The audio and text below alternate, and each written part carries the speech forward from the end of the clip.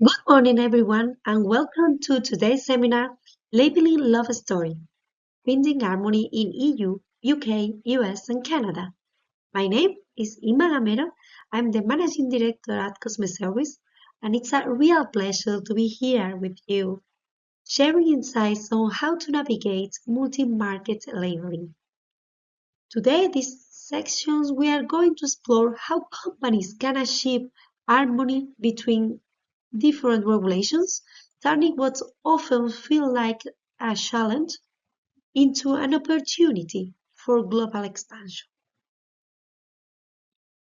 At Cosmeservice, we provide a full regulatory services from EU regulatory notification, technical files, US and Democrat, of course, Canada, and all the food assessment in UK. We review formulations, conduct safety testing, and ensure labeling meets multi-market requirements. Our daily routine is working closely with a lot of companies internationally for more than 12 years of collaboration that allows us to understand and how to adapt to their needs. Labeling love story. We are going to start for something that you really know. Cosmetic labeling is so important. It gives you visual impact, design attracts people, show brand values, who you are and who is your identity. It allows audience connection because the languages adapt to consumers, and clear information creates confidence, trust. From a regulatory side, labeling protects consumers but also companies to help to avoid penalties or recalls. In short, good labeling means safety, compliance, and a strong reputation to your brand. Why use a multi-market labeling? First, for saving money and help to launch faster in many countries. It keeps products legal, builds trust, and avoids any concerns with customs and any problems. Nobody wants to have any product that be stopped at the border or relabeling extra cost. That's why early planning is key. As you can see here in this picture, what is exactly what we want to avoid. This first bottle has a sticker that is trying to correct the original labeling you have set a lot in the stores, and visually it looks much less professional. It's not attractive to consumers, so we are going to avoid this type of stickers for any market. Before designing a label for multi-market markets, it's crucial to consider these 5 points. From our point of view, we're going to detail all of them. First, which legislation can apply to my product? Each market has its own label and of course have these laws as their requirements. If you think about international markets from the very beginning of the product development, you will be more prepared to sell your products in new countries later. So early planning means adapting to your label to every regulatory framework from the start. The second one, the question could be, is my product a cosmetic? Each market has its own cosmetic definition according to the regulation, and a product that is a cosmetic in Europe may be a drug or a medical device in another country. Here you can see some examples or borderline products. If you have a lotion that you want to say moisturizing or something like that, is usually cosmetic in all the markets. But if the label says eczema, acne, psoriasis, in many countries it's not longer a cosmetic product, it becomes a drug. The same happens with sunscreen. In Europe they are cosmetic, but in US and Canada they are regulated as an OTC product that has a very strict labeling rules. Shows what classifications depends on the market. A product can move from cosmetic to a drug simply because you are claim or you have a word on these labels that is another classification of products. Not all ingredients are allowed everywhere. In the EU and UK, we have a lot of banned substances and restricted ones, as you know. But in US, the list, the list is smaller, only 9 banned or restrictive. But also you need to think about colorants and also some state-specific limits like California, Proposition 65, or Washington that have their own specific requirements. So if you want to create a multi-market label, we must first confirm that all ingredients are compliant in several markets. The good news is that in most cases, if a formula complies with the restrictive EU rules, it will comply with the others as well. Sometimes it happens. Safety evaluations, we are not going to stop in that point, only to say it is mandatory now in all requirements in SMOCRA, and you can read these specific details in this slide. Responsible person notification. I prefer to stop here because according to the responsible person in each market, in EU and UK require the responsible person's name and his local address to be printed on the product, on the label of the product. But in US, the label must also have the responsible person details, but it's not necessary to be located in US. So international companies can be their own responsible person. On the other hand, since MOCRA, foreign manufacturers need to have a US agent, a US agent address for their product listing.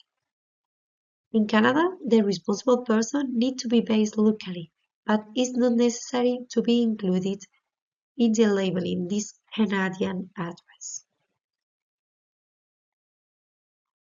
Now we are going to start on our deep dive on cosmetic labeling requirements. From now on, we are going to look the mandatory elements that need to be in all the cosmetic products. Then we are going to highlight the points that are in common across markets and make multi-market labeling easier. And finally, we are going to discuss the specific rules and explore how to unify a label is possible. Here we are going to see the mandatory elements for cosmetic in Europe and UK. A common concern for this market is the number of the official languages in Europe and how to manage these translations, especially when you have a small product. But remember that not every element needs to be translated. The most important one is the function and the mandatory.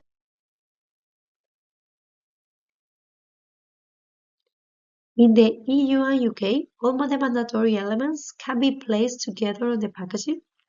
Under the FDA, things are different. The label must be divided into two panels. The principal display panel, the front panel where appears product identity and the end content, and the rest that is called information panel where you can find the ingredient list, manufacturer details, and so on. For FDA, an important difference is also the way you are going to declare the nominal content. In Europe, you know, is grams or milliliters, while in US, it must be on fluid ounces. And finally, ingredients nomenclature can also change. In the EU, UK, inky names, while in US, some names may differ or follow some alternative terms. If you take these 3 points, structure, units, and ingredients names, you can create a label across different markets. In Canada, cosmetic labels is very similar, the structure to the US, with a principal display panel on the front, information panel on the back panels on the sides. And one important theme here is the language. In Canada, mandatory information must appear in both English and French. This includes the product identity, the net content, and also the warnings or direction for use. So where you are designing a multi-market label, we must always consider French translation as a legal requirement for Canada. So let me ask you, do you think it's really possible to create one cosmetic label for multiple markets? Yes, not for all the products, but for a lot of them, yes. But you need to plan it very, very carefully with an expert. Think about it. The product must be considered a cosmetic in all the markets. Languages rules as respected, French in Canada and all the local languages in Europe. Also, you need to consider this combined ingredient list that need to be created. Later, we are going to see an example. And the net content must be shown in the correct units, the metric system, the imperial one, and the responsible details need to be included for Europe and UK. So, what do you think? Could your current labels already meet all these points? We think that we need to do some changes, but it's possible. To summarize, if you want to do one label across these big markets, the function always be clear in the front panel and in English and in French. And this is the most important thing for the brand identity and the function. The nominal content, ensuring accuracy across markets, okay? Yes, the difference is the systems. If you write it in the front of the product, is the best solution. Always show the nominal content on the front in both system metric and imperial, and it is going to be okay for all these big markets. Ingredient list. Here we have an example. Yes, ingredients are listed in descending order by weight. Fragrance are declared as perfume or fragrance. And colorants appear in the FDA names and also color index numbers. And you can also see how bilingual terms are used. For example, we can see there water, aqua, or water FDA, aqua, Europe and UK, and or for Canada. And also the list that you say it's possible for several markets. You can see also fragrance, perfume, and at least blue one color index with this now. So check everything with an expert, case by case, and make sure that every regulation is fully respected. Responsible person, dealer, country of origin, information of the responsible person, as we have told before, all is mandatory for EU and UK intelligence. minimum durability dates or period after opening. Only Europe requires this declaration, but in US and in Canada it's not mandatory, but this inclusion is permitted and even recommended to improve consumer information. So yes, this type of symbols, it is really recommended to add it. Warnings and precautions. It is possible to meet the requirement for all markets, but this is a very important point because these specific rules there are different from each market. In Europe and UK, is needed to be translated all mandatory warnings of the ingredients that are used in the annexes of the regulation. And in US, we must place some warnings directly to the principal display panel, only while the rest go for in the information panel. For example, only for professional use need to be in the front of your product. In Canada, all warnings need to be in English and French and shown clearly in the information panel.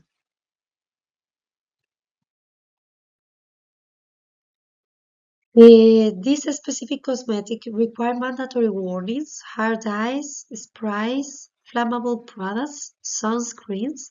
So not all the products can be can have a multi-market label.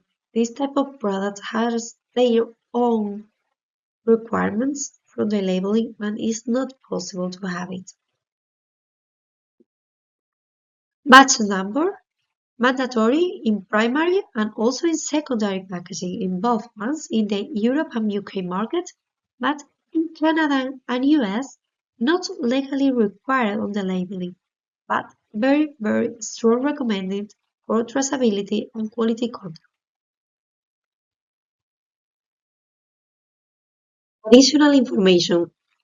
For Europe and UK, most information must be printed directly on the packaging, but if that's not possible, it can be provided in a leaflet or an attached labeling using this symbol, the hand with a book. We recommend it to use it in all the markets. Moreover, since the last 2 years, a lot of EU member states have introduced their own mandatory recycle symbols. We have a lot of questions about it. I'm thinking about doing a webinar only about that because it's a new challenge for the cosmetic industry and we can help you with the recycles symbols. So having covered which is essential for labeling all the elements in detail, you can see here an example or how to come together on a multi-market labeling. It is possible to have it, including all the details. Claims. They are critical because they define whether a product is seen as cosmetic or something else. It's a risk if they are misleading or they are not justified. Claims must be designed with great care, please. Every word counts. Each statement must be accurate, truthful, and justify every evidence, especially when you are selling in multiple markets. Let's take a closer look at the difference between cosmetic products and drug products.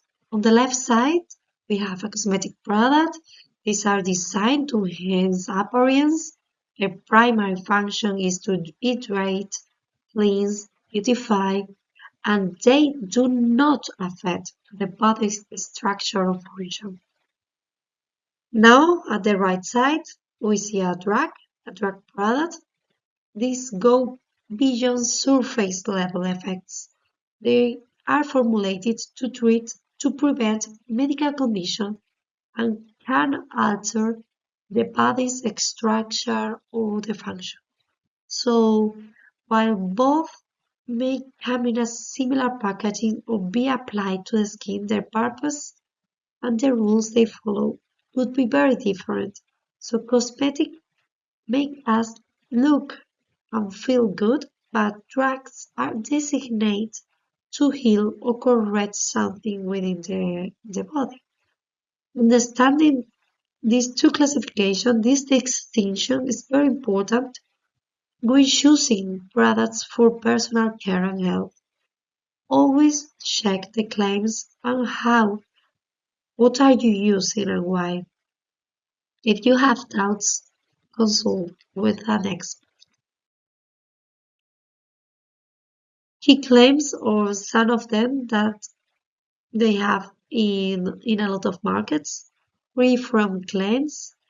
In US are allowed, and also in Canada if they are not considered misleading, but in Europe we have a regulation that is 655 of 2014 that they say that these type of claims are banned, free from phthalates, free from parabens. No, it's not possible to write it because they denigrate some ingredients that are authorized that can be written in the labeling of the product. So free from claims is not possible to write in a multi-market labeling. Anyway, hypoallergenic, yes, you can write it because in US there is not legal definition, so you can use it. In Canada, it's acceptable if you have evidence, and in Europe, it's the same. If you have a solid support, you can write it. Also, it's not possible to write not tested animals, cruelty-free. In US and in Canada, they are accepted, but it's not possible to write it in Europe because animal is banned from 2013, and this claim can be misleading or implies a legal advantage of the product that is not real. So if you want to write for multi-market, uh, it's not possible to write this type of claims. Consequence of non-compliance is different between these markets. We need to be very carefully because health authorities are paying closer attention than ever before. In the US, non-compliance can bring warning letters, market withdrawals, and even legal actions. In Europe, products can be blocked at the border, prohibited from sales, and also published in the RAPEX list as unsafe. So your reputation is going to be going down. And in Canada, authorities can detain products, order recalls too, or impose fines. So that's why it's so important to work closely with your distributors, making sure that they check everything that is done correctly. And also with your responsible person that must also be ready to respond quickly if you have any problem during this commercialization. So yes, everything have consequence. So early planning is the key. As a final message, we want to leave you some practical recommendations. First, start working on the labeling with plenty of time and always check with your expert all applicable legislations. Claims, every single claims must meet the regulatory requirements and have a proper justification. And as a third point, don't forget about post-market control. Once your product is on the market, compliance doesn't stop. You must be ready for inspections, recall, or questions from the authorities. So yes, helping by an expert and have an appropriate, responsible person is crucial.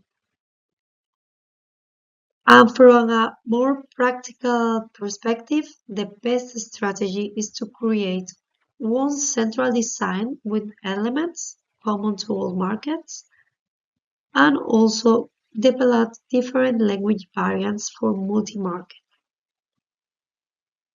Use full-out labels for small products. Implement QR codes for this information that is not mandatory.